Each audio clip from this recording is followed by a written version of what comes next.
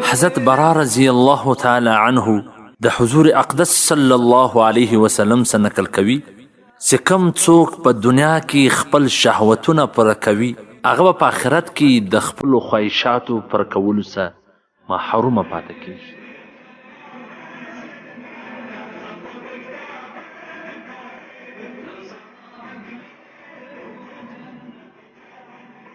حضرت لقمان حکیم و خپل زوی ته فرمایله چې زوی چې کله هم د نس ډک وي موړې در هغه وخته پورې خوراک مه کوه چې وږی سوی نه پر ډک نس باندې د خوراک کولو څه دا ښه ده چې هغه ډوډۍ و سپي ته ور واچوي.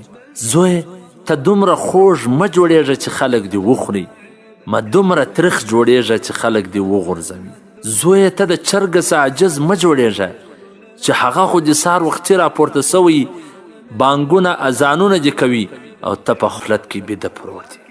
او زوی په توبه کښلو کې مه ناوخته کوه، د مرګ دا معلومه نه ده ناګهانه چې کله راسي، نو چې کله هم ګناه وکې توبه ژر وباسه.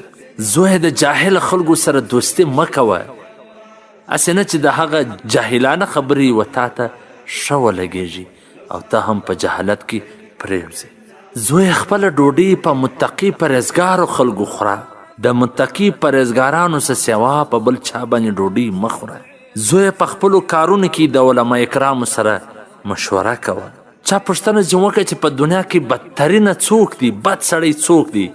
هغه وویله چې هغه څوک چې هغه ته د دې پروا نه وي چې یو غلط کار کوي خلک به دی وویني. غلط کار کوي لیکن شرمیږي نه، د دې پروا نه ساتي چې خلک به ما وویني، دا بدترینه سړی دی. والسلام. د مولوي عبدالرحمن صمیم صاحب د نشراتو څخه منتخبي ویناوي.